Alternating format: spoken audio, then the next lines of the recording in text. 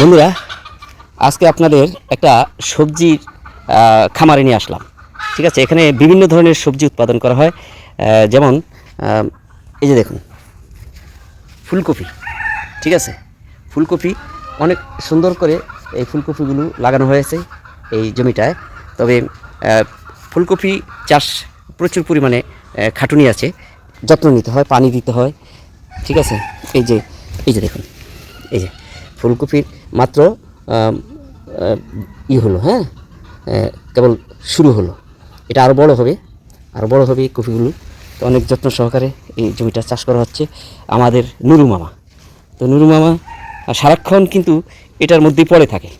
ঠিক আছে, এই যে দেখুন বিভিন্ন ধরনের সবজি চাষ করা হয়েছে এখানে। এই যে দেখুন টমেটো গাছ, হ্যাঁ, টমেটো এগুলো এই যে ফুল আসছে, ধরবে, একটু সময় লাগবে হয়তো। আপনাদের দেখাচ্ছি এই খামারটা, এই সবজির খামারের দৃশ্য দেখুন আর উপভোগ করুন।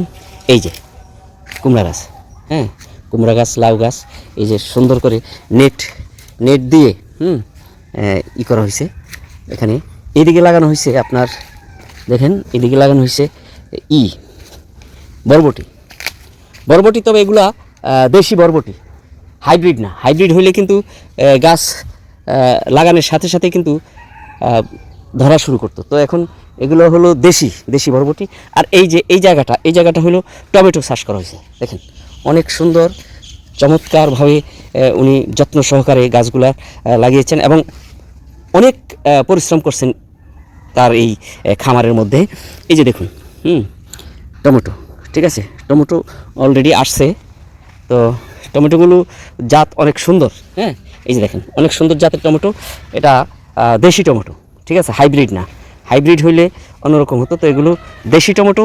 আলহামদুলিল্লাহ ধরা শুরু হয়েছে কয়েকদিন পরে ইনশাল্লাহ পাকবে এবং তোলা যাবে। চমৎকার সুন্দর একটি খামার, সবজির বাগান। তো এরকম আপনারা যদি এরকম পতিত জমি থাকে সেই জমিতেও লাগাতে পারেন, হ্যাঁ, কারণ যত্ন নিলে রত্ন মিলে, এটাই বাস্তব। যত্ন করতে হবে, পরিশ্রম করতে হবে, খাটুনি করতে হবে। ঠিক আছে, এই দেখুন সবজি বাগানটা অনেক সুন্দর একটি বাগান। আসলে এই বাগান করার শখও লাগে। শখ বলে একটা কথা আছে, হ্যাঁ, যাদের বাগান করার শখ আছে তারা করতে পারেন। ঠিক আছে, এরকম পতিত জমি থাকলে বাগানে সবজি চাষ করতে পারেন, বিভিন্ন ধরনের সবজি চাষ করতে পারেন।